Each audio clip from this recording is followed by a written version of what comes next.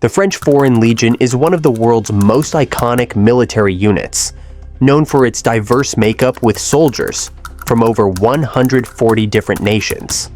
Although it is part of the French Armed Forces, the Legion's allegiance is to itself rather than directly to France. With nearly 200 years of history, the Legion has engaged in numerous conflicts, including World War II, where it participated in various battles. The Foreign Legion prior to the fall of France. Before the Nazis came to power in 1933, the French Foreign Legion already had a notable number of German recruits. As the 1930s progressed, even more Germans joined the Legion, which led to protests from the Nazis. They accused the Legion of manipulating Germans into enlisting, and even went as far as burning books that mentioned the Legion. Despite these efforts, the Legion's ranks continued to grow, with Germans making up 50% of the privates and 21% of the non-commissioned officers. However, this surge in German recruits wasn't just a coincidence. It was part of a strategy by the German intelligence agency, the Abwehr, to infiltrate and eventually take control of the Legion. The German invasion of France was looming, and the French Foreign Legion knew it. At the same time, the Legion saw an influx of Spanish refugees escaping their civil war and Jewish people fleeing Europe. When Germany invaded Poland, Polish and Czech recruits also joined the Legion, adding to its already diverse ranks. However, there was a big problem. Many of the legionnaires were German, and with Germany's aggressive intentions now clear, this posed a serious risk. To manage the situation, the Legion decided to relocate as many German soldiers as possible to outposts in North Africa, hoping that keeping them far away from France would help avoid potential trouble. Since October 1939, the 6th Foreign Infantry Regiment of the French Foreign Legion had been stationed in Syria, while the 5th Foreign Infantry Regiment had been based in French Indochina since 1930. It's worth mentioning that not all German legionnaires were undercover agents for the Abwehr. Many Germans in the Legion were genuinely loyal to the Legion itself, alongside recruits from other nationalities. However, in North Africa, a lot of these loyal German legionnaires were growing restless as World War II unfolded. They were eager for action, but instead found themselves stuck in the desert, endlessly running training drills. Sensing the growing frustration, Legion leadership saw an opportunity and decided to send some of these loyal soldiers to support Finland in the Winter War. The French Foreign Legion responded by creating the 13th Foreign Legion Provisional Demi-Brigade. Meanwhile, other Legion regiments stationed in France were eagerly waiting for the phony war to turn into real combat.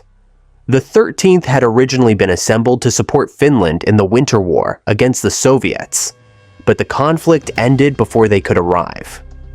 Still craving action, the brigade turned its attention to Norway. In early April 1940, as the Germans launched their invasion of Norway, a combined force of French, British, Polish, and Norwegian troops attempted to push them back. Unfortunately, despite their efforts, the Germans overran Norway and took control of the country.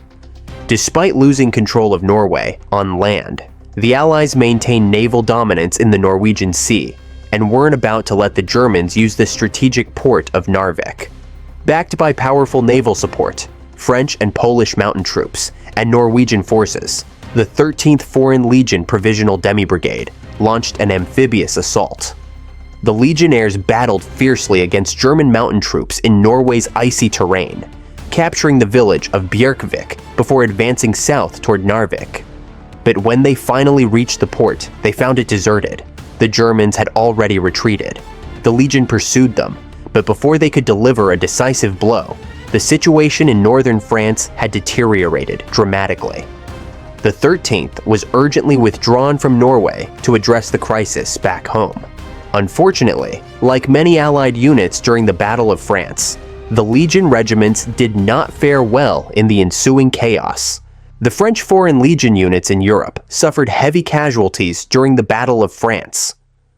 After France surrendered, the remaining Legion units were disbanded. The 13th Foreign Legion Provisional Demi-Brigade found itself in the UK when the surrender occurred, and on June 28th, its legionnaires faced a pivotal choice: join the Free French forces under the French government in exile, or align with the Vichy French regime, which collaborated with the Nazis in Morocco. Out of the 1,619 legionnaires in the UK, only about 830 chose to fight for the Free French. This decision split the Legion, mirroring the division within France itself.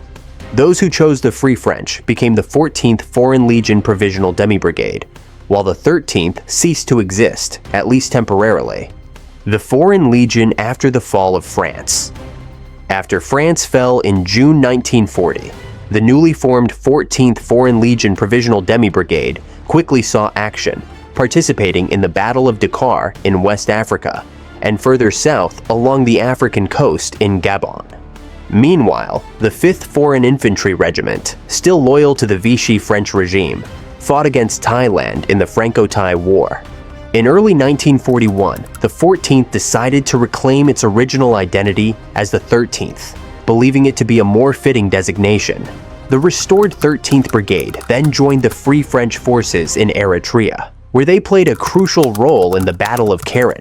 This brutal and often overlooked battle ended with a decisive victory over the Axis forces. Following the success at Keren, the 13th prepared for the British-led invasion of Vichy French-controlled Syria and Lebanon. With the Legion now fighting alongside the British, tensions were high as the conflict threatened to become even more intense. During the Desert Campaign in Syria and Lebanon, the Free French forces clashed with their Vichy French counterparts, leading to a particularly intense confrontation for the 13th Foreign Legion Provisional Demi-Brigade. Staring back at them across the battlefield was none other than the 6th Foreign Infantry Regiment, also part of the Legion, but fighting for the Vichy regime. What exactly happened during this encounter remains unclear. Some accounts suggest that the two Legion units actually fought against each other, while others dispute this claim. What is known is that after the Allies defeated the Vichy forces in mid-July 1941, as many as 1,000 legionnaires from the 6th Regiment joined the ranks of the 13th. We'll revisit this debate at the end of the video. With their numbers strengthened by these new recruits, the 13th Brigade moved on to Libya. There, they participated in one of the most legendary battles of the French Foreign Legion during World War II, the Battle of Bir Hakeim. In this fierce engagement, the Free French, including the legionnaires of the 13th, alongside British forces, mounted a heroic defense that significantly slowed the Axis advance. The heroic defense at Bir Hakeim slowed the Axis advance, but it wasn't until the First Battle of El Alamein that the Allies managed to bring it to a complete standstill. In this battle, about 3,700 Allied troops, including the 13th Foreign Legion Provisional Demi-Brigade, faced a massive force of around 37,000 German and Italian soldiers. During the battle, the 13th found themselves fighting against a group of German legionnaires from the 90th Light Infantry Division. Ironically, many of these German soldiers had originally been legionnaires who were sent to North Africa by the French Foreign Legion at the beginning of the war. The 13th played a vital role in anti-tank warfare during this clash, particularly against the Italian Ariete Division. They managed to destroy 35 of the division's 70 tanks, showcasing their effectiveness on the battlefield. After withdrawing from Bir Hakeim, the 13th continued the fight at the Second Battle of El Alamein, contributing to yet another critical Allied victory in North Africa. After their success in North Africa, the French Foreign Legion regrouped to prepare for the Tunisia campaign.